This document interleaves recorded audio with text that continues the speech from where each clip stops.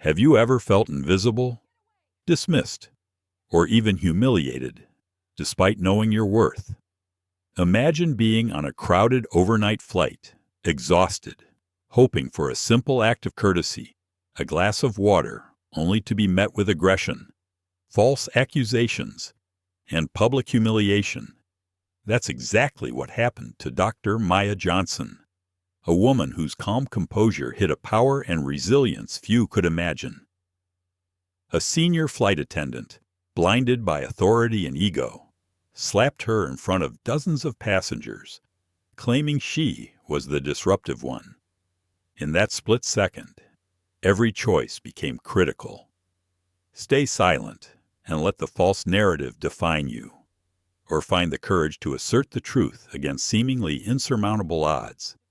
Imagine if it were you, your dignity questioned, your integrity challenged, and every eye on you.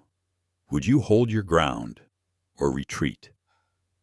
This story isn't just about a confrontation on a plane. It's about courage, patience, and the quiet power of integrity. It challenges us to reflect: how would we respond when treated unfairly? How do we protect truth in a world quick to judge? Join us as we unfold this unforgettable story of justice, leadership, and transformation. If this resonates, make sure to like, share, and subscribe so you don't miss a single moment of this journey. The sound of it was unmistakable. A sharp, stinging crack cut through the steady hum of engines at 35,000 feet, silencing the usual shuffle of passengers and the rattle of plastic cups in their seat pockets. Heads turned. Conversations stopped mid-sentence. Even the restless baby in row 27 paused in shock. All eyes locked on the narrow aisle near row 22, where a senior flight attendant stood with her hands still trembling in the air. In front of her, a black woman sat frozen in her seat, one cheek marked bright red where the blow had landed. For a heartbeat, the cabin felt like a courtroom, and the woman in seat 22B had just been judged, sentenced, and punished, all by the authority of a uniform. Passengers exchanged glances, some wide-eyed, others too stunned to speak. The tension was heavy, pressing down like the recycled air in the cabin. No one moved. No one intervened. Everyone was waiting to see what would come next. The flight attendant's voice sliced through the silence. "She grabbed me," she declared, her tone sharp and shaking, just enough to sound convincing. "She assaulted me." The lie dropped like fuel into a fire. The woman in 22B didn't protest. She didn't shout. She didn't cry. Instead, she sat very still, her back straight against the worn fabric of the economy class seat, her hands folded neatly on her lap. She didn't look defeated. She looked composed. Her dark eyes didn't flicker with panic. They glowed with something quieter, something steadier. It was a look that unsettled the crew member who had just struck her, because no one in that cabin knew, not the passengers craning their necks, not the young flight attendant standing frozen with a handful of napkins, not even the captain up in the cockpit, that this quiet, unassuming woman was Dr. Maya Johnson, the newly appointed Chief Executive Officer of Horizon Air Group. Only 3 weeks earlier, her promotion had made the front page of the Wall Street Journal. The first black woman to lead one of the largest airline conglomerates in the United States. A former aerospace engineer, an MIT PhD, and a widow whose husband, once a respected airline captain, had been lost in a tragic training accident years before. But here, in this moment, none of that mattered. Here she was, dressed simply in a gray cardigan, dark jeans, and comfortable flats, traveling without an entourage or even a first-class seat. To everyone around her, she looked like any other tired traveler, maybe a school teacher on break, maybe a grandmother visiting family, maybe just someone trying to get home. And that was exactly the point. Dr. Johnson had insisted on flying this way. No press releases, no VIP treatment, no polished tours arranged by middle management. She wanted to see the truth of her company, the unfiltered, raw experience of the passengers who filled the majority of its planes. She wanted to know what dignity felt like in row 22, not row 1. What she hadn't expected was to feel the sting of a hand across her face. The slap had not only marked her skin, it had marked something deeper, the line between authority and abuse, between service and contempt. It was the sound of a system failing right in front of its customers. She sat there, silent, her cheek burning, her mind already cataloging the details. The way the senior flight attendant's voice had dripped with disdain all evening, the way she had barked orders at the younger crew member, Alex Kim, the way she had smiled too broadly at the white businessman in row 12, while ignoring the quiet needs of families in the back. Dr. Johnson had been watching, observing.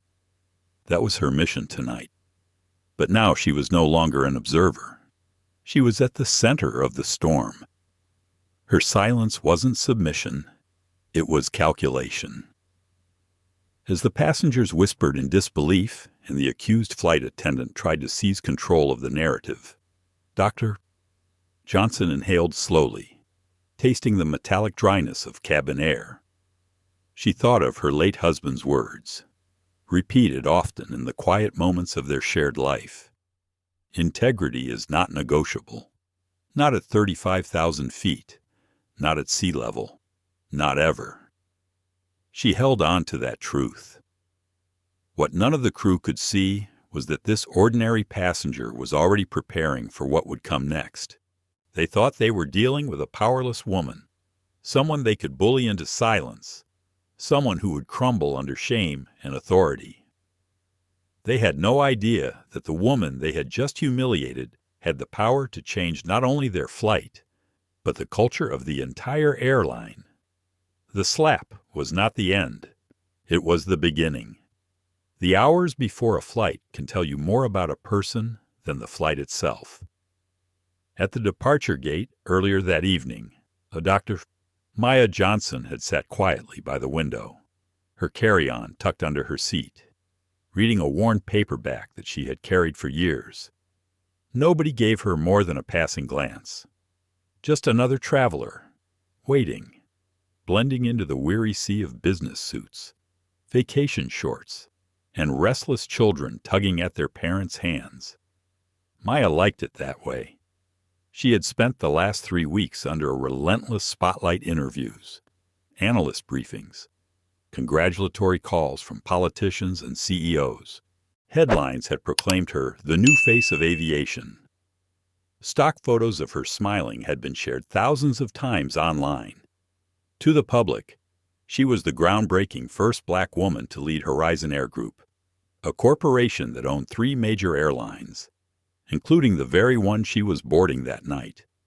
But to herself, in this moment, she was just Maya, a widow in her early 40s, a woman who still wore her wedding ring even after 5 years alone, a leader who wanted to know what the world looked like when nobody was watching.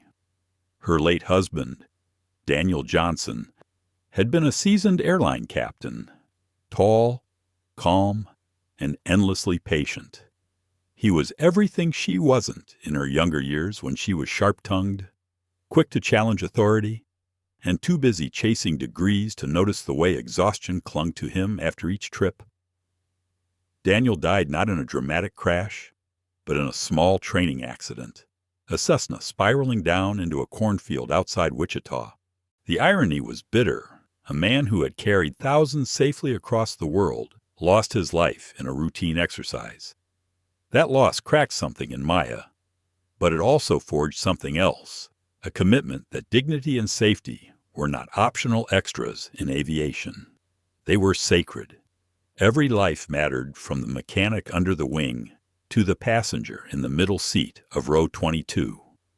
It was this conviction that had carried her from the labs of MIT, where she earned her doctorate in aerospace engineering, to the classrooms of Stanford's business school, and eventually into the boardrooms of Horizon. She had started as a systems analyst, buried in data no one else wanted to read. Her gift was seeing patterns not just in engines or spreadsheets, but in people, in cultures, in the way tiny cracks could predict catastrophic failures. When the board tapped her as CEO, many doubted her. Some whispered it was a political move. Others said she didn't have the charisma to lead. She didn't argue. She only promised one thing. She would see the truth, and she would act on it. And so she planned these anonymous journeys, quiet trips in coach class, booked under a shortened version of her name, M. Carter, no priority boarding, no corporate assistants arranging details. She wanted to feel the airline as her customers felt it. She wanted to know if the promises made in advertisements survived the test of a red-eye flight when tempers were short and patience was thin. That night, as she tucked the paperback into her bag and boarded Flight 782 from JFK to Dallas, she felt a strange mix of anticipation and grief. Anticipation because she was finally doing what she had long dreamed, experiencing the raw, unvarnished reality of her own company. Grief because she knew Daniel would have loved this mission. He believed in the nobility of flight, in the trust placed in uniforms and crews. He would have wanted to see her succeed, to make sure no passenger ever felt small, invisible, or mistreated. The cabin had smelled of brewed coffee and faint disinfectant. Luggage wheels scraped the aisles as people fought for overhead space. Children fidgeted. Business travelers tapped out last-minute emails. Maya slid into seat 22B, near the middle of the aircraft. A young Latino man, Carlos Diaz, smiled politely from 22-way. In 22C, a middle-aged woman traveling alone tucked a blanket around herself, already closing her eyes against the long night ahead. Maya wrapped her cardigan tighter around her shoulders. She could have been in first class, sipping wine, ignored by the world. Instead, she chose this, because here, in the cramped rows, is where the truth lived. It didn't take long to notice Helen Moore, the lead flight attendant that evening.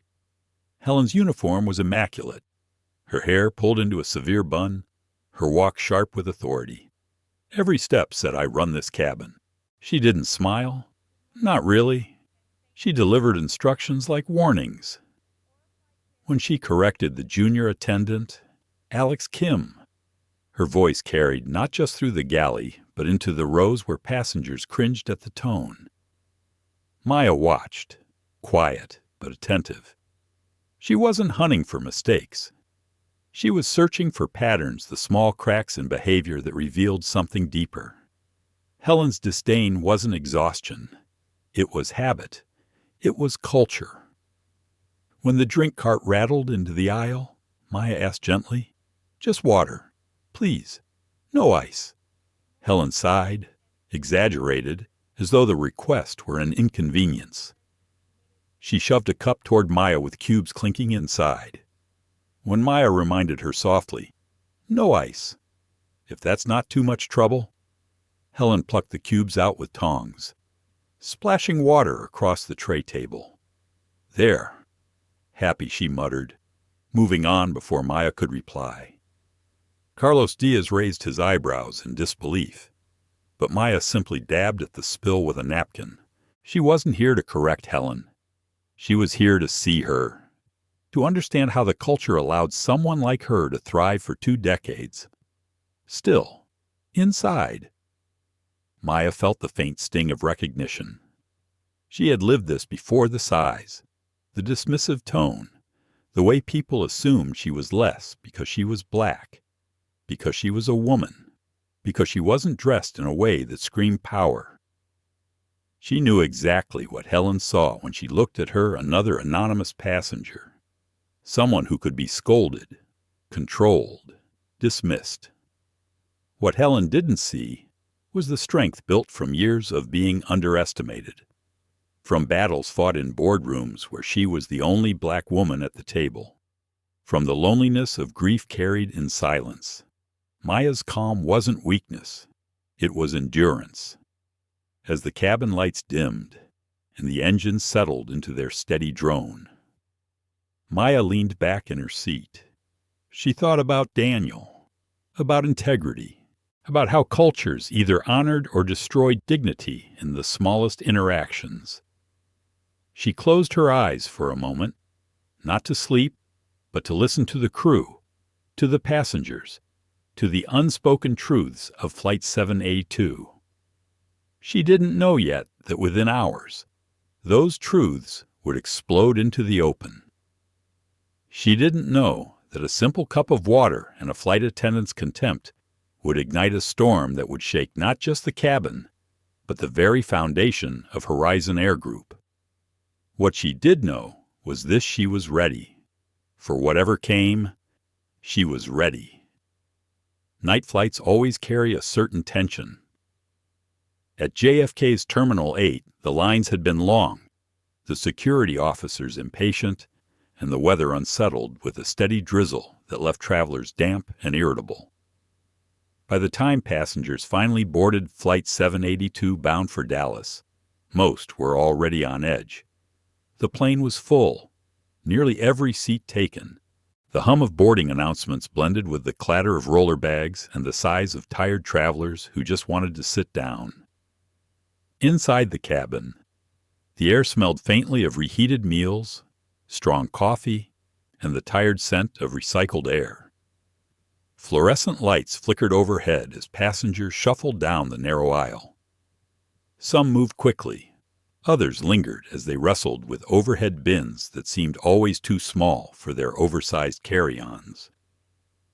The sounds of zippers and thuds of bags hitting compartments echoed like an untuned symphony. Families tried to keep children calm. A father in row 10 balanced a car seat and a squirming toddler while his wife searched for space for their stroller. A group of college students in hoodies laughed too loudly, their earbuds dangling, their backpacks overflowing with snacks. In the front, business travelers settled into laptops and phone calls, already acting as though they were alone in offices rather than on a crowded plane. And in the middle of this chaos sat Dr. Maya Johnson in 22B, cardigan pulled close, a paperback tucked into her seat pocket. She watched with quiet eyes, not detached, but observant. For her, this was not just a journey. It was an inspection, an unannounced audit of the culture she now led. She was here to notice the details everyone else ignored. She saw the small acts of kindness. A young woman in row 19 helped an elderly passenger lift his suitcase into the overhead bin. Carlos Diaz, her seatmate, gave up his armrest so she could have a bit more space. The mother across the aisle whispered lullabies to a baby who refused to sleep. But she also saw the cracks. A crew that looked weary before the flight had even taken off. A lead flight attendant whose smiles felt like orders. A junior attendant who carried himself like a shadow, shrinking with every correction barked at him. Helen Moore, the lead flight attendant, was unmistakable. She moved with the kind of authority that was less about competence and more about dominance. She stood tall in her crisp uniform, her shoes polished, her hair pulled into a bun so tight it seemed to stretch the corners of her mouth into a permanent frown. She spoke to passengers with clipped efficiency, her tone polite enough to avoid complaint, but sharp enough to remind everyone who was in charge. Bags must be fully under the seat. Sir, phone must be on airplane mode. Ma'am, fasten your seatbelt. Yes, tighter. It wasn't what she said. It was how she said it. Every word carried a faint edge, a reminder that she had the authority to control this space 35,000 feet above the ground. Maya studied Helen carefully. 20 years of service. If Maya recalled the employee file she had once skimmed, 2 decades in the air, and yet her interactions carried not the ease of experience, but the weight of resentment. For Maya, that was a dangerous sign. A crew member who no longer found dignity in their work rarely extended dignity to others. Then there was Alex Kim, the junior attendant, young, perhaps mid-20s, with neat black hair and nervous hands that never seemed still. He fumbled slightly with trays, apologized too quickly when he bumped into a passenger, and always seemed to brace himself before Helen approached. Maya noticed the way Helen snapped his name across the galley, the way Alex's shoulders tightened, the way he looked at the floor instead of at her. "Alex, you stacked that wrong. Alex, move faster. We don't have all night. Alex, I'll do it myself if you can't." The tone was never outright abusive, but it carried the unmistakable sting of humiliation. Alex muttered apologies, his face flushing red each time. Passengers noticed, some exchanging uneasy glances, others pretending not to. From her seat, Maya scribbled a few notes in the margins of her paperback, her shorthand observations disguised as random doodles. She wasn't here to defend Alex yet. She was here to see if anyone else would. The captain's voice came over the intercom, steady and firm. "Ladies and gentlemen, this is Captain Roberts. Welcome aboard Flight 782 to Dallas. Our flying time will be approximately 3 hours and 12 minutes. Weather along the route looks clear. Sit back, relax, and enjoy your flight." Captain James Roberts had been with the airline nearly as long as Helen. He carried himself with the confidence of a man who had flown thousands of hours without major incident. But he, too, had a reputation. Maya remembered hearing whispers about his loyalty to crew over passengers, about the way he dismissed customer complaints as exaggerations. She would soon find out if those whispers were true. The plane pushed back from the gate. The engines roared, vibrating through the cabin, and the aircraft began its slow taxi to the runway. Passengers buckled in, screens flickered with safety demonstrations, and the crew walked briskly through the aisles, checking seat belts, tray tables, window shades. Maya watched Helen as she leaned over an elderly black woman near row 26. Her voice softened just enough to be heard as courteous, but her expression betrayed annoyance. "Seat belt, ma'am? Yes, like this. Pull tighter." She tugged the belt herself, not waiting for the passenger's hands. The woman flinched, murmuring a quiet, "Thank you," though her eyes showed embarrassment. Maya's jaw tightened. She had seen that look before in boardrooms and classrooms, in the eyes of countless people forced to accept indignity because challenging it felt riskier than compliance. The engine surged. The plane lifted off the ground, pressing passengers back into their seats as the city lights of New York faded beneath them. For the first hour, the cabin settled into uneasy calm. Some passengers drifted into sleep. Others scrolled through phones or flipped through magazines. Maya pretended to read, though her mind was on the patterns forming around her. She noticed Helen's body language toward different passengers, attentive smiles for white businessmen in suits, barely concealed impatience for families of color juggling children, politeness for older travelers, irritation for younger ones. The hierarchy was visible if you paid attention, and Maya was paying attention to everything. Carlos leaned slightly toward Maya, whispering, "She's got an attitude." "Huh." Maya gave a small, almost imperceptible smile. "I've seen worse. But yes, she does." Carlos shook his head. "People pay good money for these flights. Doesn't cost her anything to show a little kindness." Maya didn't reply. She didn't need to. His words only confirmed what she already knew. Culture wasn't about slogans or advertisements. It was about the smallest interactions, repeated 1,000 times, across 1,000 flights. As the drink service began, the cracks widened. Helen controlled the cart with brisk efficiency, snapping at Alex when he fumbled with the cups, sighing loudly when passengers hesitated with their orders. She smiled at a businessman who asked for whiskey, then frowned at a mother who asked for apple juice for her child. By the time the cart reached row 22, the tension was thick. Maya felt it. Carlos felt it. Even the woman on her other side stirred uneasily. And though the moment seemed ordinary, a simple drink order, it was about to become the spark that lit the fire. The hum of the engines had steadied into a lullaby, and the cabin dimmed under soft yellow lights. Some passengers dozed, their heads tilted against plastic windows or sagging against neck pillows. Others scrolled endlessly through phones, screens glowing in the half-dark. To the casual eye, it was a routine night flight. But for Maya Johnson, every detail still spoke volumes. The cart rattled closer. She watched Helen Moore at work, her every gesture clipped, her words tight and sharp. Helen's version of service was not hospitality, but command. She moved through the aisles like a warden, not a host, her authority sharpened by years of habit. When the cart reached row 19, a young woman hesitated over her order. Do you have ginger ale?" Helen's sigh was audible, sharp enough to draw stares from surrounding passengers. "We have Coke, Diet Coke, Sprite, water. That's it. Decide quickly, please. People are waiting."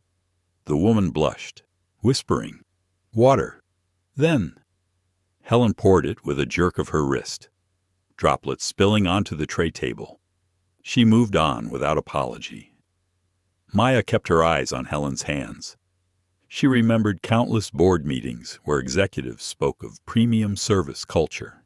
But culture was never built in the marble lobbies of headquarters. It lived and breathed here in the way a flight attendant handed a cup of water, in the way a passenger was spoken to at the end of a long day. The cart squeaked to a stop at row 22. Helen looked down at Maya. Her eyes lingered a fraction too long. Scanning Maya's cardigan, her simple jeans, the frayed edges of her paperback tucked in the seat pocket. The look was subtle but unmistakable assessment, dismissal, contempt. "What'll it be?" Helen asked, her tone flat. "Water. No ice," Maya said gently.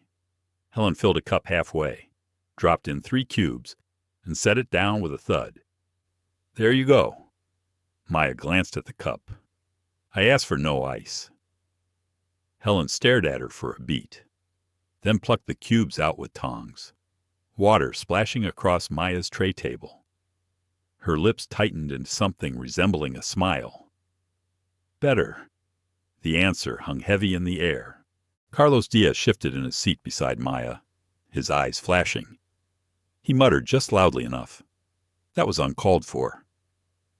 Helen turned her gaze on him. "Excuse me." Carlos met her stare. "You didn't have to do it like that." Helen's nostrils flared. "Sir, I am performing my duties. Please let me manage my cabin." Her words were polite, but the venom beneath them was obvious. Maya dabbed at the spilled water with a napkin, her expression calm. "It's fine," she murmured to Carlos, though her own heart thudded. Not from embarrassment, she had endured far worse in her career, but from recognition. This was the exact kind of small, cutting indignity that told her everything about the hidden fractures in Horizon Air's culture. Helen pushed the cart forward. "Alex, move faster," she snapped, her voice carrying down the aisle. Alex hurried to catch up, nearly spilling juice as he handed a cup to a child. Helen rolled her eyes theatrically, shaking her head as though the passengers themselves should share in her disapproval of him. Maya wrote nothing down, but her mind recorded every detail, the tone, the sigh, the disdain, each one a data point, each one part of a pattern. Later in the flight, as the cabin settled into its rhythm of sleep and soft chatter, Helen reappeared near Maya's row. She leaned against the seat back, arms crossed, her posture casual, but her eyes sharp. "You looked unhappy with your service earlier," Helen said, not as a question, but as a statement laced with challenge. Maya met her gaze evenly. "I wasn't unhappy, just surprised at the tone." Helen's brows rose. "The tone." "Yes," Maya said simply. "Respect is free. It doesn't take extra effort." Helen gave a short, humorless laugh. "Well, respect has to be earned, especially at 35,000 feet when we're responsible for hundreds of lives." Maya tilted her head slightly.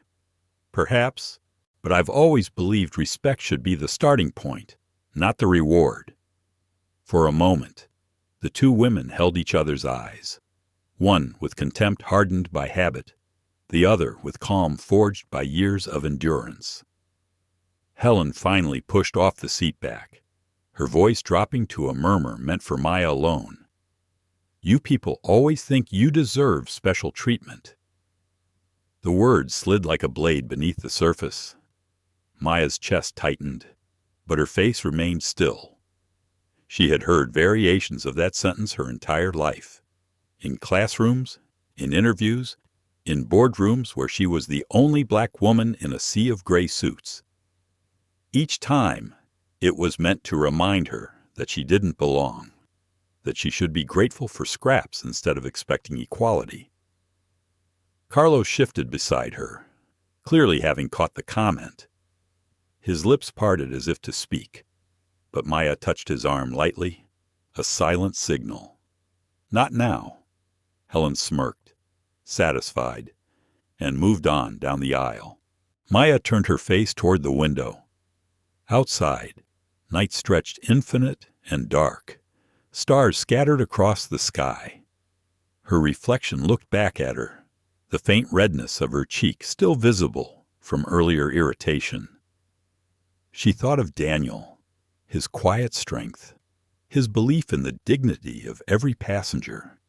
He used to say, "You can measure an airline not by how it treats its elites, but by how it treats the one flying coach for the first time."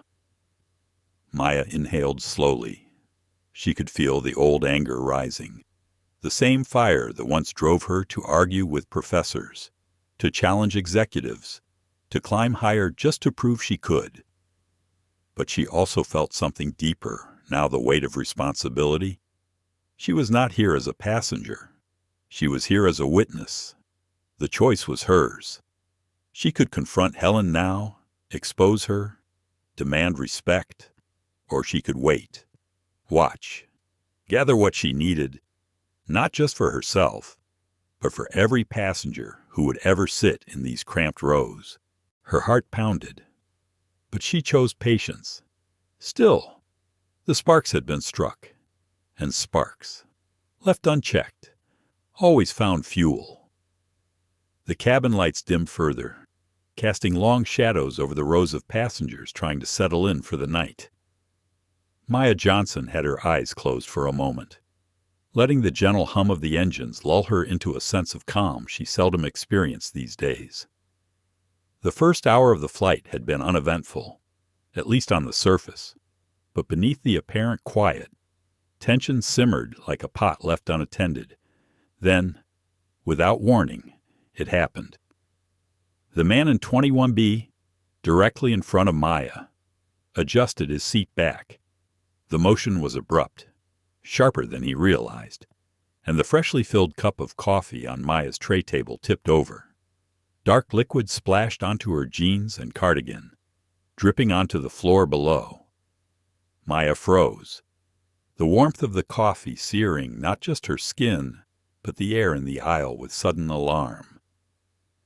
"Oh my God, I'm so sorry." The man exclaimed, his face flushed red with embarrassment. Maya reached for a napkin and smiled gently. "It's okay," she said softly. Accidents happen. The man's relief was palpable. He slumped back into his seat, mumbling apologies, still visibly shaken. But before Maya could finish blotting the spilled coffee, Helen Moore appeared like a storm front. Her expression darkened with irritation. "What is going on here?" Helen snapped, her voice loud enough to draw the attention of several nearby passengers. Her eyes landed on the puddle of coffee and flicked to Maya. Immediately, her lips curled in disdain. "Oh, for heaven's sake! Couldn't you be more careful?" Maya remained calm. "It was just an accident. Could I please have a few napkins?" Helen's response was not a gesture of service, but a declaration of power. She turned to Alex Kim, who was nearby collecting trash, and barked, "Alex, get the cleanup kit. Now!" Alex's hands shook as he obeyed. His eyes met Maya's briefly, a silent acknowledgement of the absurdity unfolding. Helen lingered over Maya's seat, leaning closer than necessary. Her voice dropped to a venomous whisper, meant only for Maya. "You know, we have a manifest of passengers who are problematic. People who cause disruptions make a mess. I'd hate to have to add your name to that list, especially on an international flight. It can cause all sorts of problems for you when you land." Maya's eyebrows lifted slightly. The words weren't just rude, they were intimidation, a veiled threat wrapped in bureaucratic authority. She held Helen's gaze steadily. "I believe all I did was have water spilled on me by accident," she said, her voice quiet but firm. "And all I asked for were napkins. I do not believe that qualifies as a disruption." The silence that followed was tense. Helen's expectation of fear, of capitulation, was met with calm defiance. She was accustomed to passengers trembling at her word, apologizing profusely for minor infractions. Maya offered nothing of the sort. "You think because you've bought a ticket, you own the plane," Helen hissed, stepping closer. "You have no respect for the crew or the rules. I am in charge of this cabin, and you will show me proper respect." Maya's response was simple but resolute. "I will always show respect where it is earned," she said evenly, letting the words hang in the air. Helen's jaw tightened. For her, the situation had escalated beyond a spilled drink. In her mind, authority had been challenged, and she was determined to reclaim control. She straightened, her chest puffing slightly, as though preparing for a confrontation she would not lose. Alex Kim's fingers trembled on the edge of the cleanup kit box. He sensed something was about to cross a line, something that could either ruin his night or define it forever. His mind raced with the unspoken calculation every junior crew member knows: obey or risk retaliation. The passengers nearby shifted uneasily. The mother with the fussy toddler adjusted her child in her lap, glancing between Maya and Helen. Carlos Diaz leaned forward, eyes narrowed, watching. The energy in the cabin had shifted. The ordinary had become extraordinary, and everyone sensed it. Helen's voice grew lower, controlled but sharp, a hiss barely audible to anyone else. "Apologize. Now. For the mess. For your backtalk. And for the disrespect you've shown me." Maya shook her head slowly. "I have done nothing that requires an apology," she replied calmly. Her cheek flushed with the heat of the coffee, but she remained seated, unshaken by Helen's intimidation. In that moment, something fundamental became clear. Helen Moore was not acting out of necessity or safety.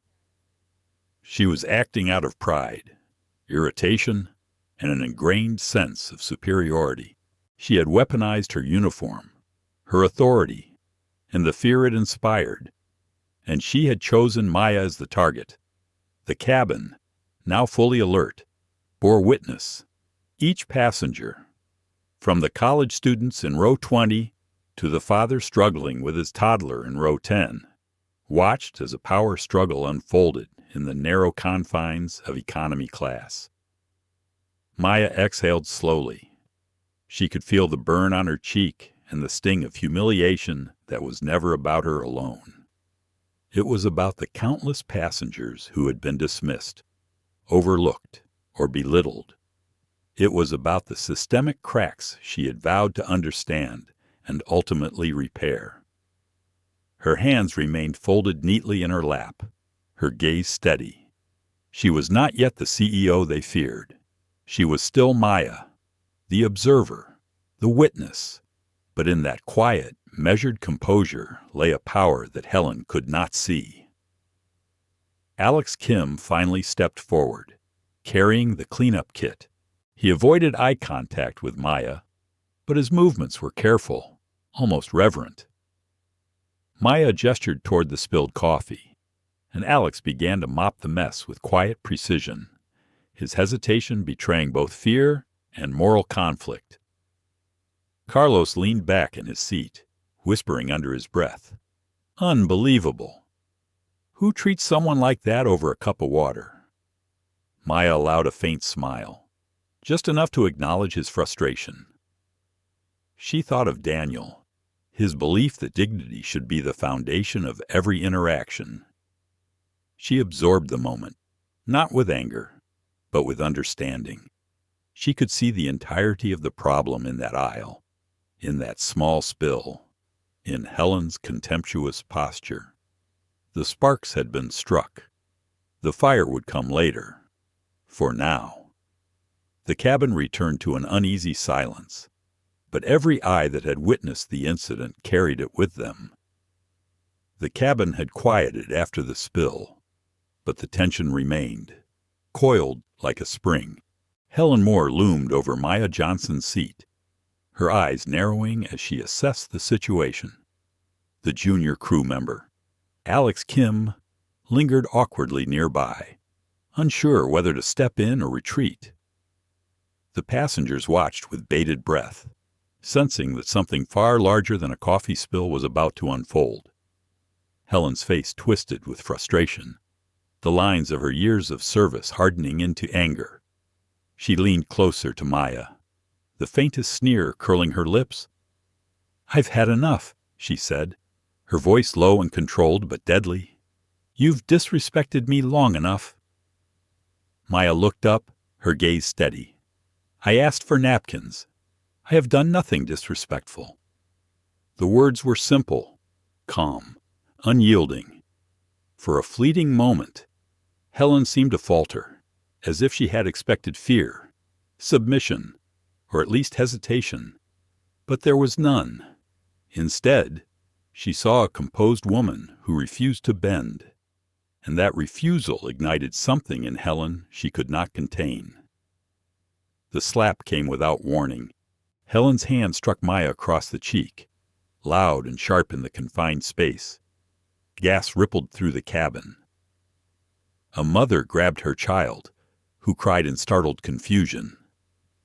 Carlos Diaz's eyes widened in disbelief. Even Alex flinched, his hands frozen mid-action. Maya's head snapped slightly, the sting radiating across her skin. But she did not raise her hand. She did not shout.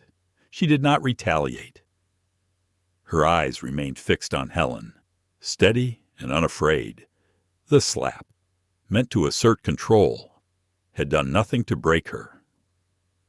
Helen's chest heaved, a mix of adrenaline and panic coursing through her veins.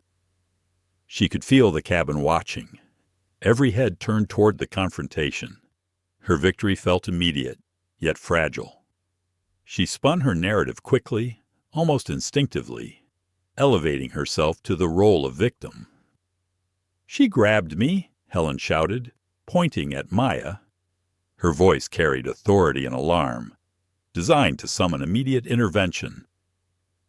"She assaulted a member of the crew." The lie landed in the cabin like a stone thrown into still water. Maya did not move, did not argue. She simply shook her head, letting the false accusation hover in the stale air. Passengers murmured, uncertain whom to believe. Carlos Diaz leaned forward, clearly outraged. "That is not true," he said firmly. "I saw everything. She didn't touch you." Helen's gaze swept the nearby rows, scanning for validation. Many passengers were silent, some caught on their phones, capturing the scene. To Helen, the silence felt dangerous, yet she pressed on, shaping the narrative she needed. Alex Kim's internal struggle intensified. He had seen the truth Helen had struck Maya without cause. Yet Helen was senior, seasoned, with the authority to make or break his career. He weighed the risk: speak the truth and risk retaliation, or comply with the lie to preserve his fragile position. His hands trembled, his mind racing. Captain James Roberts' voice came over the intercom, his tone neutral but commanding. "Flight attendants, report to your stations immediately." He did not address the incident, trusting the senior crew member's report implicitly, as he had in the past. His blind adherence to hierarchy over evidence was a problem Maya had noticed before, but could not yet address. Helen straightened, regaining composure. She waved Alex forward, forcing him to play his role. "Report it!" she hissed, her hand pointing sharply at Maya. Alex hesitated, swallowing hard, but moved to relay Helen's fabricated story to the cockpit. Maya's cheek throbbed, warmth spreading into a faint blush, yet she remained seated. She let Alex speak, noting the subtle hesitations in his voice, the silent moral conflict that rippled through the young attendant. He was not yet corrupted by compliance. He was still aware of right and wrong. Passengers began pulling out their phones, some whispering, some silently recording. The cabin had transformed into an arena where truth and authority clashed, and Maya knew that every action would ripple far beyond this single aisle. Helen, sensing victory, tried to assert her dominance further. "You will apologize. Now. Or I will escalate this to the captain personally." Her tone was sharp, designed to intimidate. Maya's response was measured, unwavering.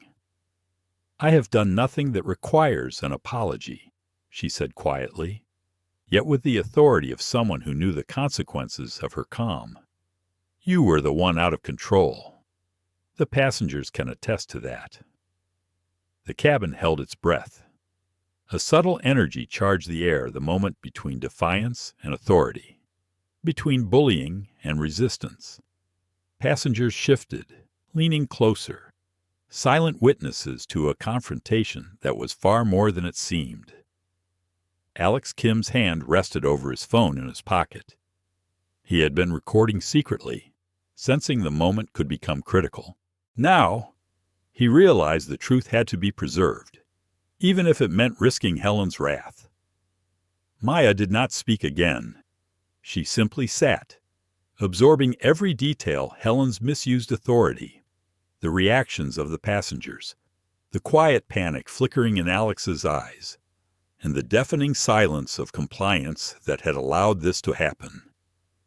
The slap had been the catalyst. The lie was the next step.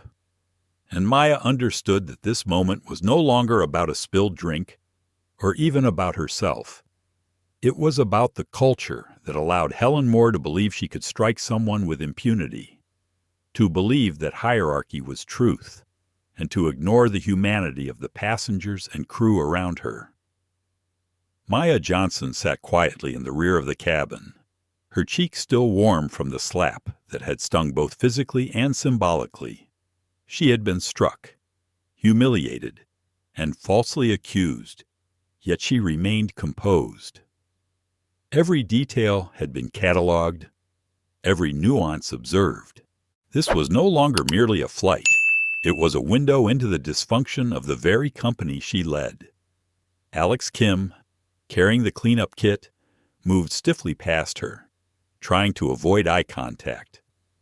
Maya noticed the tension in his shoulders, the subtle quiver of his hands. He was a witness, though trapped by the hierarchy that Helen Moore wielded with such ease. Maya considered him carefully, a young employee who had yet to be corrupted by fear, still capable of courage.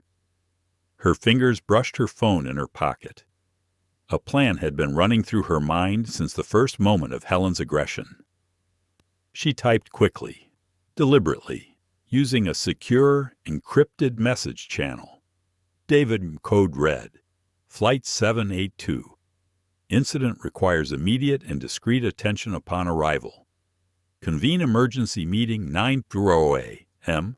at Dallas office with HR operations and entire crew. I will lead the meeting. Do not disclose my presence. She hit send and slipped the phone back into her bag, her eyes scanning the cabin. The message was short, but the weight behind it was immense. Within minutes, her team at headquarters would begin preparing the corporate hurricane that would follow. Helen Moore, unaware of the power she had just provoked, moved down the aisle with her usual air of authority. She was still flushed with triumph, believing she had successfully asserted control over an unruly passenger. She handed Alex a notebook, instructing him to document everything he had witnessed. Alex's hands trembled, his guilt mounting with every page filled. Carlos Diaz leaned toward Maya once more, whispering, "Are you okay?" "That was insane." Maya nodded, her voice soft but firm. "I'm fine. What matters is that the truth is recorded." The cabin remained tense. Passengers were curious, some quietly filming the interaction, others exchanging whispered observations. The energy was palpable. Everyone could feel that this was no ordinary dispute, though none of them yet knew the true stakes. Helen Moore returned to the galley, her movements brisk, her jaw tight with satisfaction. She believed she had regained control of the cabin. The slip of a cup of coffee had been transformed into an opportunity to assert dominance, and she had taken it with both hands. For her, this was a victory, a testament to her experience and authority. But for Maya, the slip had been a window into something far larger. She had seen, in Helen's actions and the reactions of the crew, the cracks in the culture she now led. Compliance without conscience, fear disguised as discipline, authority without accountability. It was all laid bare, row by row, spill by spill, insult by insult. Alex Kim lingered, uncertain. He could see the injustice, the misuse of power, and the lies Helen had propagated. He remembered the secret recording he had taken earlier during the initial interactions. The video was shaky, but the audio was clear, the very evidence that could expose the truth. His heart pounded as he considered the risk of revealing it. One wrong move, and Helen could destroy his career. But doing nothing would betray his conscience. Maya caught his glance and offered a subtle nod, not of instruction, but of reassurance. She understood the silent calculations running through his mind.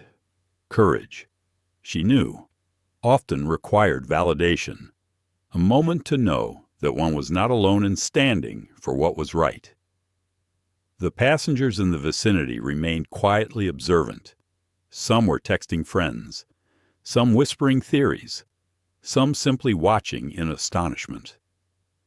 They did not yet understand that they were witnessing the opening act of a reckoning, one that would ultimately reshape the dynamics of the airline itself.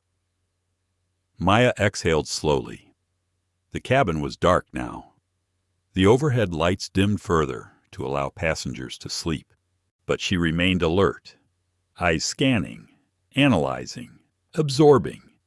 Every passenger reaction, every movement of the crew, every subtle exchange of glances added to the mosaic of information she was gathering. She could feel the sting on her cheek fading, replaced by a quiet determination. The slap, the humiliation, and the false accusation had become more than just an incident. They were data points in a system she intended to overhaul. She knew the truth would prevail, not because she demanded it, but because the evidence would be undeniable. As the flight continued, Maya felt the subtle shifts in the energy around her. Passengers began to settle, some whispering to one another, sharing the tension that had just unfolded. Alex Kim's hands were steadier now, the weight of his secret recording a quiet comfort. Carlos Diaz remained vigilant, ready to support when necessary, and Helen Moore, oblivious to the storm gathering above her, continued to patrol the cabin with the same confidence that had marked her for 20 years of service. Maya reflected on the lesson hidden in this experience. Authority unchecked by integrity was dangerous. Power without accountability could lead to humiliation, fear, and injustice. But observation, patience, and courage could lay the foundation for a far greater change. She had witnessed the system failing at multiple points: a toxic employee, a coerced junior crew member, complicit colleagues, and a captain predisposed to trust the hierarchy over the truth. Her mission had shifted. She was no longer merely observing. She was preparing to act. The first incision had been made in her cheek, but the larger operation, reforming a culture, restoring dignity, ensuring accountability, had just begun. Every passenger's gaze, every whispered conversation, every subtle act of defiance or compliance would play a role in the next steps. And Maya, for all her composure, knew that when the time came, the storm would be precise, targeted, and transformative. The cabin had quieted after the immediate chaos of the coffee spill and slap. Passengers adjusted in their seats, whispers fading into cautious murmurs. But Helen Moore, the senior flight attendant, thrived in the illusion that she had regained control. She straightened her uniform, smoothing her sleeves, and allowed herself a small, self-satisfied smirk. In her mind, the incident had been handled. She had asserted authority, maintained order, and ensured her version of events would dominate the record. Alex Kim stood nearby, tense, his hands gripping the edge of the service cart. The young attendant's heart raced. Every instinct screamed to reveal the truth, to show the recording stored securely on his phone. Yet the fear of reprisal, the potential destruction of his nascent career, and the weight of Helen's long tenure pressed heavily on him. He shifted uncomfortably, his eyes darting toward Maya, who remained seated with serene composure, her fingers lightly resting on her lap, untouched by panic or anger. Helen's voice, quiet yet charged with authority, carried as she addressed Alex. Document everything exactly as you saw it. No additions, no embellishments. The captain must receive my report in the state I witnessed it. She glanced toward Maya with a pointed look, one of triumph. Do you understand? Alex? Yes, Helen, he replied softly, the tremor in his voice betraying his inner conflict. The cabin remained a theater of quiet tension. Maya noticed the subtle shift in passenger energy. Eyes turned toward Helen and Alex, some passengers leaning slightly forward, sensing the undercurrent of conflict. Carlos Diaz, sitting in 22A, whispered softly, "She's controlling the narrative, but not everyone's convinced." Maya's mind worked quietly. She observed Helen's movements, the gestures that revealed overconfidence. Her chest rose and fell in a measured rhythm, a calm that contrasted sharply with Helen's frantic control. She knew Helen was lying to the captain, manipulating the story to place herself as the victim. The question was how much damage Helen believed she could inflict before the truth surfaced. The intercom crackled. "Flight attendants, please report to your stations." Captain James Roberts' voice, calm and authoritative, carried without judgment. He did not challenge Helen's story, but implicitly reinforced the hierarchy that she sought to exploit. Maya noted the bias, the automatic trust given to senior crew, and filed it away. Helen guided Alex to the galley, whispering details she wanted him to record. Tell them she attacked me. Make it sound urgent. Use precise words: passenger assault, physical aggression, security risk. Do not hesitate. Alex swallowed hard, the weight of the instructions pressing into his chest. He knew that following Helen's directions would officially record Maya as the aggressor, yet the secret recording on his phone remained, a safety net, though fragile. As Helen returned to the cabin, she adjusted her posture and smiled briefly at passengers near the front. To them, she appeared composed and professional, the capable leader who had managed a difficult situation. Few suspected the personal bias, the aggression, and the falsehood behind the carefully maintained facade. Maya exhaled slowly, her calm a contrast to the storm of deception Helen was weaving. Every detail of Helen's actions reinforced the urgent need for accountability, not just for this incident, but for the culture it revealed: power without checks, unchecked authority, and fear as a tool were evident in every interaction. Alex moved through the aisle, quietly recording Helen's whispers, gestures, and instructions. The weight of his conscience compelled him to act when the opportunity presented itself. Each step he took, each moment he captured, became evidence that would later expose the systemic failures Helen had exploited. Maya's eyes scanned the cabin, noting reactions, documenting mental impressions. Passengers murmured, some taking out phones to record their own observations. The mother in 22C adjusted her child, whispering reassurances while keeping an eye on the unfolding situation. A young couple in row 23 exchanged glances, their curiosity piqued. Carlos leaned forward slightly, fingers tapping anxiously on his tablet. The plane's gentle hum was deceptive.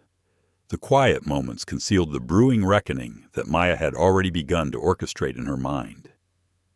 She knew that the combination of Alex's hidden recording and her meticulous observations would leave Helen exposed. The question was how and when to act. Patience, Maya reminded herself, was essential. Helen moved to the rear galley again, her face alight with self-satisfaction. She had convinced herself of victory. In her mind, the narrative was hers. The captain would believe her. The report would cement her authority. She had not yet realized that Maya Johnson was not merely a passenger, but the CEO of the airline, quietly documenting and preparing to confront every lie, every misuse of power, every instance of intimidation. Maya's hand brushed her cheek lightly, a reminder of the slap that had started this chain of events. Her skin stung, but her mind was sharp. Each humiliation, each act of deception, was another piece of the puzzle. By the time the flight landed in Dallas, she would have everything she needed to initiate a reckoning that Helen Moore could not evade. The cabin remained calm on the surface, yet every small movement carried weight. Alex's fingers brushed the phone in his pocket. Ready to reveal the truth, Carlos Diaz's eyes followed Helen's every step, ready to validate the story if necessary. Maya's gaze swept the passengers. Understanding that their quiet attention was a powerful witness, Maya reflected on the broader lesson. Culture was not enforced by policy alone, nor by titles or uniforms. It lived in interactions, in daily choices, in the courage of individuals to act with integrity, even when systems enabled abuse. Helen's deception, though immediate and threatening, had revealed the very cracks Maya needed to address. The flight continued through the night. each moment building toward the inevitable confrontation that Maya knew would define the future of Horizon Air Group. She remained seated, serene, patient, and observant. Every glance, every whisper, every subtle act of intimidation or hesitation was a thread she would later weave into the fabric of accountability. By the time the lights dimmed fully for overnight rest, Maya knew one thing with certainty. Helen Moore had underestimated the woman in 22B. She had mistaken quiet composure for weakness, patience for submission. That would be her critical mistake. The lights of Dallas-Fort Worth International Airport began to glow against the pre-dawn sky, faintly illuminating the rows of passengers in the quiet cabin. Flight 782 descended smoothly, the engines humming a steady, comforting rhythm. Yet, for those on board, comfort had long since vanished. The tension had thickened like a cloud, and everyone aboard felt it: passengers, junior crew, even the senior flight attendant who believed she had maintained control. Maya Johnson remained in her seat, hands resting lightly in her lap, calm as ever. Her cheek was still tender from the slap, a physical reminder of the abuse she had endured. Yet it also served as a symbol, a spark of clarity that had transformed the moment into actionable insight. She observed Helen Moore's movements with precision, noting her posture, her hurried adjustments to the uniform, the subtle signs of overconfidence masking a growing unease. Helen, unaware that the tides were about to turn, moved to the front of the plane, straightening the galley and signaling for Alex Kim to submit the incident report. Alex obeyed, his face pale, his hands shaking. Yet the secret video on his phone, capturing every detail from Helen's initial aggression to the false accusations, weighed heavily in his pocket. He felt both dread and relief, the knowledge that truth had been preserved, even if its release could change everything. Carlos Diaz leaned toward Maya once more.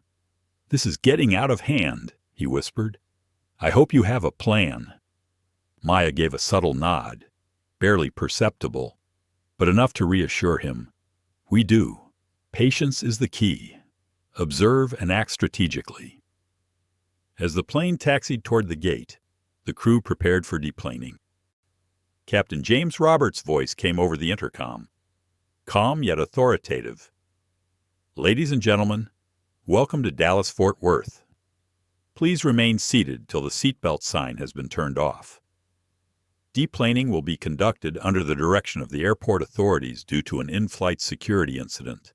Thank you for your cooperation." The phrase "security incident" sent a ripple of murmurs through the cabin. Passengers exchanged uneasy glances.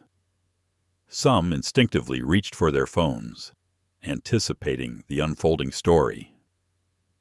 Maya's lips pressed into a thin line. She knew the narrative Helen had spun would dictate initial perceptions, but the evidence she and Alex had gathered would ensure the truth could not be ignored. Helen Moore walked the aisle with an air of triumph, believing that the captain's announcement validated her version of events. She gestured toward Maya with subtle authority, signaling to the arriving airport staff, carefully crafting the image of the passenger as belligerent. Every detail was calculated, every gesture designed to reinforce the deception. Maya, however, had already signaled the first move in her counter-strategy. In her mind, she reviewed the chain of command and the potential witnesses. She recalled the encrypted message she had sent to David Chen, her COO emergency meeting. 911, Dallas office, full crew and HR.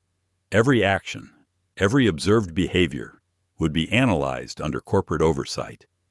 Helen had assumed she controlled the narrative, but Maya's quiet authority was about to become impossible to ignore.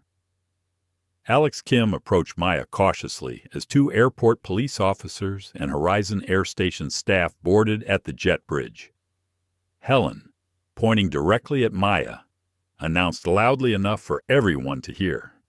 "This passenger caused all the trouble. She assaulted a member of the flight crew. Passengers shifted, their phones recording discreetly. Carlos Diaz's expression hardened with anger and disbelief. The mother across the aisle tightened her hold on her child, her gaze fixed on the escalating tension. Every eye in the cabin seemed to track the unfolding drama. Maya rose calmly, her voice steady and firm, carrying across the few steps that separated her from the staff and officers. "I did not assault anyone," she said, measured and composed. "I was physically struck by a member of your crew, and witnesses can confirm this." She gestured subtly toward Carlos Diaz and others nearby. Helen's face twitched, a faint flush rising as the first signs of panic flickered across her features. She had expected compliance, fear, and confusion, not quiet defiance backed by visible witnesses. Alex Kim, finally gathering courage, stepped forward. "I have a recording," he said, holding his phone. "It shows the entire incident, including the false accusations." Helen froze, her carefully constructed facade crumbling in an instant. The officers glanced at the young attendant, then back at Maya, a silent acknowledgment of the complexity they were now facing. The cabin was tense, the air heavy with anticipation. Every passenger seemed aware that the story had just shifted dramatically.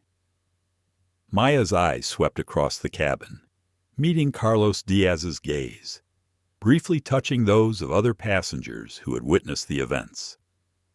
She felt the weight of responsibility, not just for herself, but for every passenger and crew member affected by the culture Helen represented. The airport staff and police, now aware of the video evidence and the multiple witness accounts, began to reconsider the initial narrative. Maya remained calm, observing the reactions, recording them mentally for the forthcoming meeting. She understood the delicate balance between authority and accountability, and she intended to ensure that justice would prevail. Helen Moore's composure shattered completely. The realization hit her career, built over 2 decades, rested on falsehoods that were now exposed to scrutiny. Every gesture, every fabricated accusation, was unraveling before the gathered witnesses. The power she had wielded in the cabin now seemed fragile, meaningless, and dangerously transparent. Maya's calm strength radiated, a stark contrast to Helen's panic. She had been tested physically, emotionally, and professionally, and she had emerged unshaken.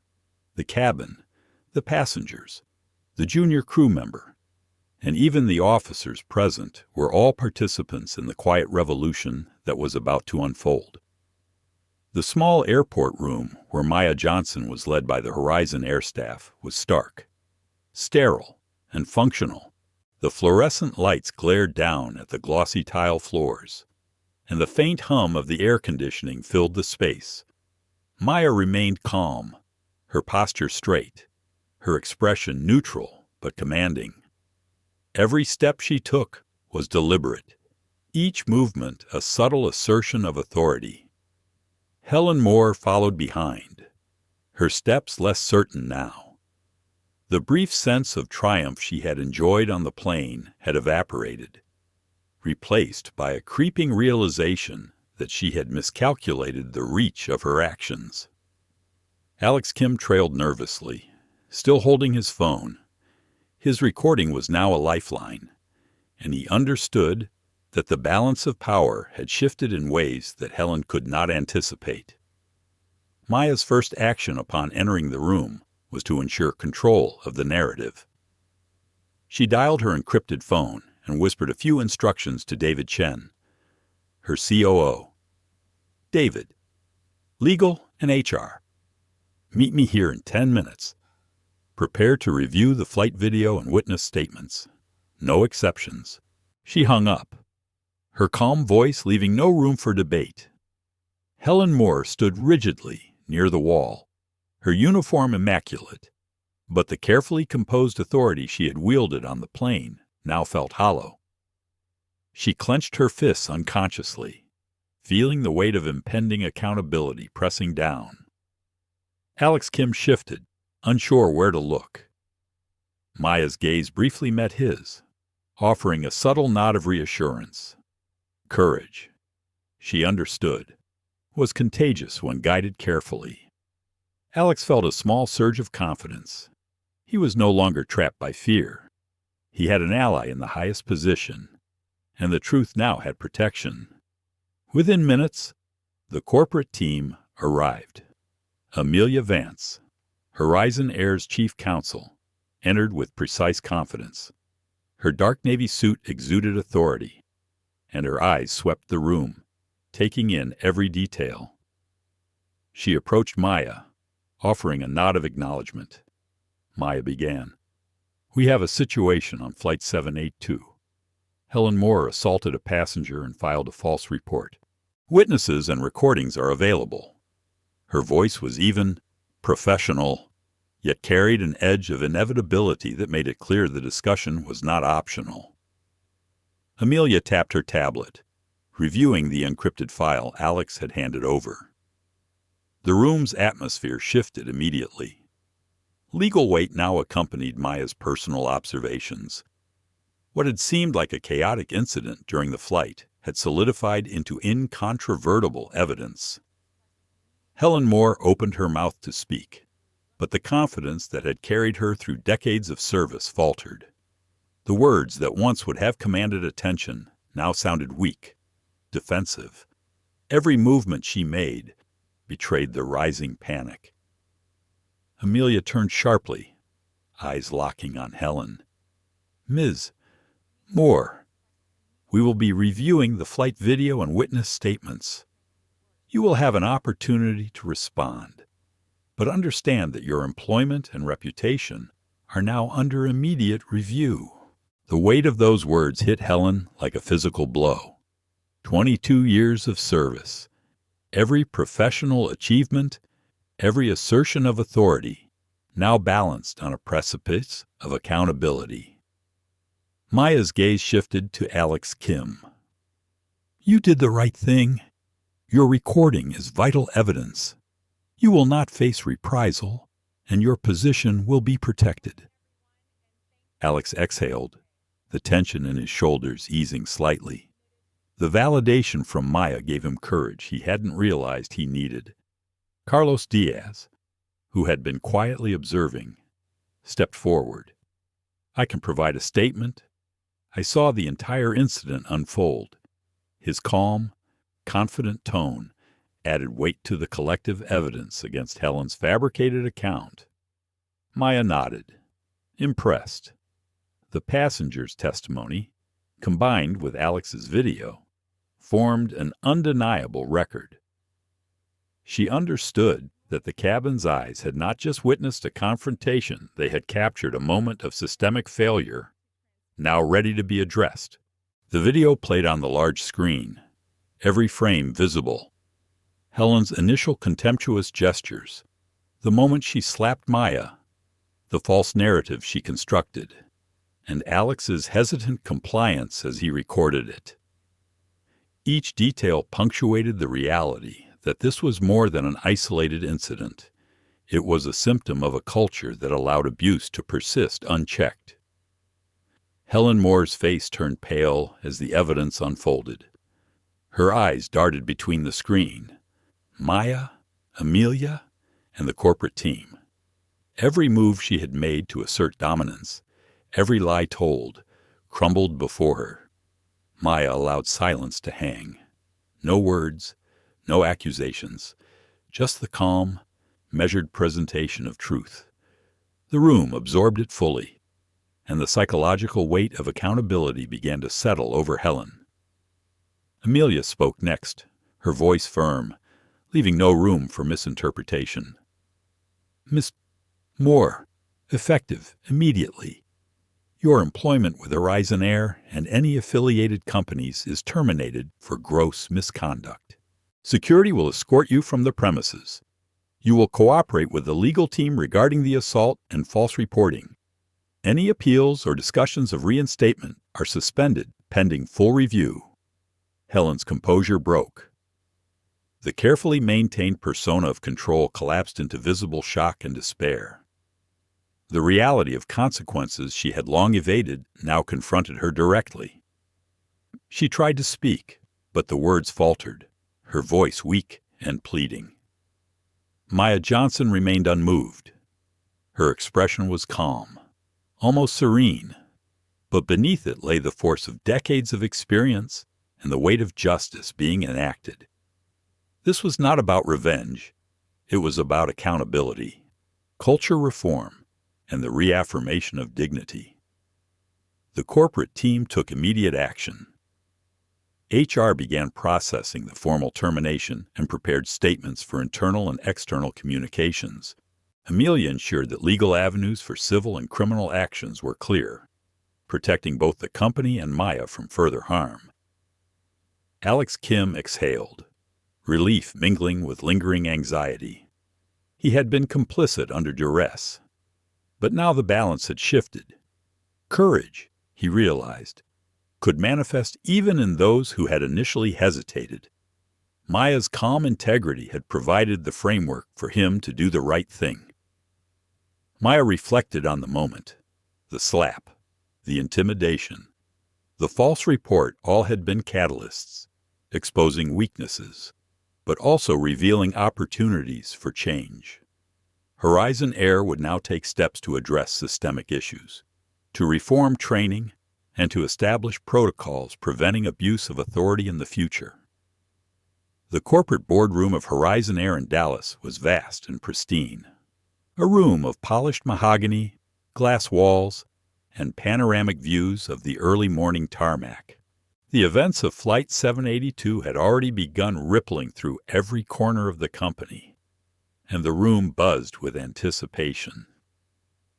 Maya Johnson stood at the head of the table, her presence commanding but calm. The faint red mark on her cheek, a subtle testament to the confrontation that had sparked this reckoning. Seated across from her were David Chen, Xo, and Sarah Goldstein, head of global HR, along with a selection of executives and senior managers who had been called in urgently. Helen Moore had already been escorted from the premises, her absence leaving a tense space in the room. The air was thick with awareness that this was not merely about a single incident, but the systemic culture it revealed. Maya opened the session with deliberate clarity. This meeting is about Flight 782, but it's also about every interaction in this company that allows fear, intimidation, or abuse to thrive unchecked. Helen Moore's actions were unacceptable, but they are not isolated. They are a symptom. She allowed the silence to hang, letting the weight of her words sink in. Executives shifted uneasily, the usual defenses against accountability muted by the clarity of Maya's calm authority. Alex Kim had been invited to present the recorded evidence he had captured during the flight. His hands trembled slightly as he connected the phone to the boardroom's display system. The video began to play Helen's contemptuous gestures, the moment of physical assault, the false narrative constructed against Maya. The room watched in collective shock, the truth undeniable. David Chen leaned back, absorbing the evidence. "This is clear and irrefutable," he said softly, a rare tone of awe in his voice. Maya nodded. "It is clear, and it will serve as the foundation for immediate action. Helen Moore has been terminated, effective immediately, and legal action will follow as appropriate. But this is only the beginning. We need a cultural reset, a Horizon Air Cares initiative that addresses training, accountability, and employee empowerment." Sarah Goldstein spoke, her voice crisp and unwavering. "We will implement mandatory training for every employee, from ground staff to executives, focusing on respect, de-escalation, and reporting misconduct. We will also establish an anonymous digital reporting system for all crew members, ensuring that no one feels trapped or coerced." Maya continued, her tone both firm and inspiring. The Liam Protocol, named for courage in the face of systemic pressure, will be integral. Alex Kim's decision to preserve the recording, despite risk to himself, exemplifies the kind of integrity we want to nurture across the company. She paused, letting her words resonate. Courage must be protected, valued, and amplified. Executives began nodding, a mixture of relief and resolve visible on their faces. Maya had not only addressed a single act of injustice, but had laid the groundwork for a systemic reform that would touch every level of the organization. Carlos Diaz, who had flown on Flight 782 and witnessed the events firsthand, was invited to share his perspective. His calm recounting of Helen Moore's aggression and Maya's composure added the voice of the passenger to the corporate discourse. "What struck me most was her dignity," he said, referring to Maya. "She didn't yell or retaliate. She simply observed and acted with integrity. It changed how I think about leadership." Maya allowed a small, measured smile. The external witness, she knew, reinforced the principle that accountability extended beyond internal mechanisms, that public trust and corporate integrity were intertwined. David Chen spoke next, outlining operational steps. "We will conduct a full review of all flight crews, enforce zero tolerance for misconduct, and establish a rapid response team to address complaints. These changes will be monitored and audited regularly." Maya nodded. "And beyond policy, we will embed culture. Every pre-flight briefing will include discussion on respect, empathy, and situational awareness. Crew members will rotate through immersive training simulations to experience passenger perspectives firsthand. Leaders will be evaluated on their ability to foster dignity and integrity, not merely operational efficiency." Alex Kim, now visibly calmer, was acknowledged. "Your courage set this in motion," Maya said. "You will be fast-tracked for promotion and play a key role in designing the new dispute resolution protocols." The executives, HR, and legal teams absorbed the implications. This was no ordinary corporate meeting. It was a paradigm shift, a recalibration of values that would ripple through every flight, every passenger interaction, and every employee decision. Maya concluded the session with a quiet but powerful statement. "We are not only accountable for the safety of passengers, but for their dignity. We are responsible for the integrity of our culture, and we will act accordingly. This is our opportunity to be better, to lead not by fear or hierarchy, but by courage, empathy, and accountability." The room remained silent for a moment, the gravity of the message sinking in. Then, a steady murmur of agreement spread, a collective acknowledgement that this was a new chapter for Horizon Air. Executives, HR, and crew leadership understood that Maya's calm authority and unwavering principles had set a standard impossible to ignore. Carlos Diaz observed quietly, feeling a sense of closure and hope. Passengers had been witness to a small but profound injustice, and now that injustice had catalyzed a broader transformation, Maya's presence and leadership had shown that true power lay not in intimidation or compliance, but in integrity, observation, and measured action. The final steps were set training, accountability, and a renewed commitment to dignity. Maya Johnson's composure, courage, and insight had turned an incident of abuse into a catalyst for corporate reform, ensuring that Horizon Air would never again tolerate such behavior unchecked. Months had passed since the incident on Flight 782, and Horizon Air had begun to transform in ways both visible and subtle. Maya Johnson, now fully recognized as the guiding force behind the company's cultural overhaul, walked through the bustling terminal at Dallas-Fort Worth, observing the changes firsthand. The airline's operations, once rigid and hierarchical, had adopted a new rhythm, one guided by empathy, accountability, and integrity. Alex Kim, now promoted to purser, greeted her with a respectful nod as she passed by. His demeanor had shifted remarkably. Confidence replaced hesitation, and humility had matured into quiet authority. He had embraced his role in designing the Liam Protocol, ensuring that junior crew members could report misconduct without fear. Alex's eyes met Maya's, conveying gratitude and pride, a bond forged through shared courage and moral clarity. The training program had been fully implemented across all levels. Crew members rotated through immersive simulations, taking on the perspectives of passengers and colleagues alike. Discussions about respect, empathy, and situational awareness became standard in pre-flight briefings. Leaders were evaluated not only on operational metrics, but on their ability to foster a culture of dignity.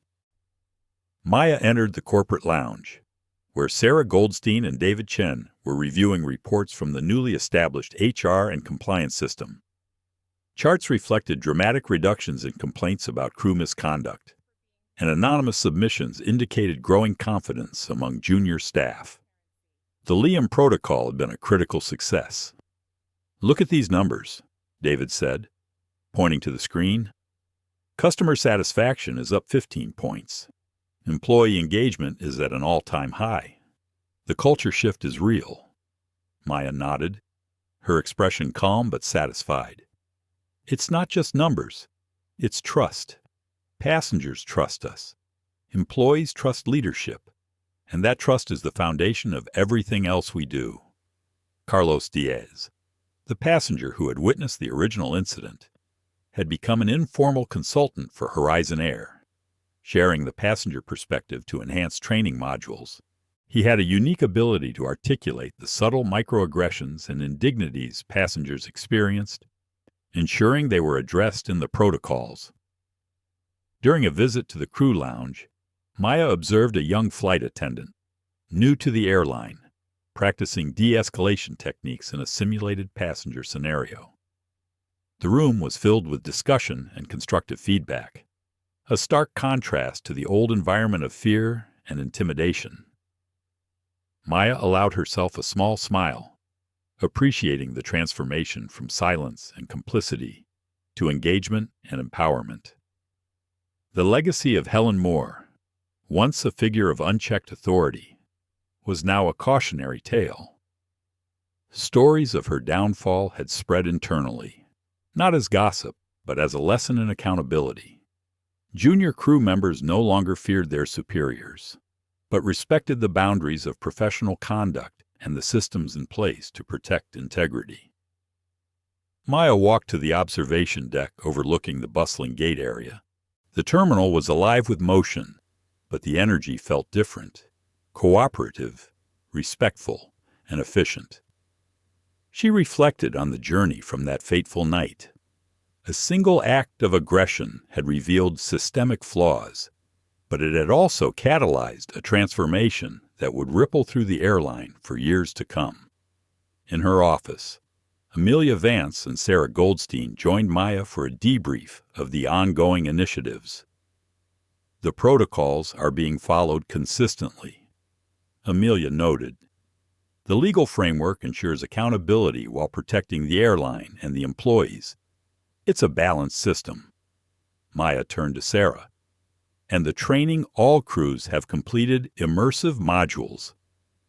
Sarah replied, "They report feeling empowered rather than constrained. There's a noticeable reduction in microaggressions and conflicts. The culture is shifting from reactive to proactive." Maya paused, thinking of the young flight attendants who had hesitated during Flight 782, unsure of how to act. "Courage," she said quietly, "is not innate. It's cultivated. And now, we're cultivating it." Her thoughts drifted to the passengers who had witnessed the original incident. Carlos Diaz, the mother with the restless toddler, and others had been silent allies in that moment.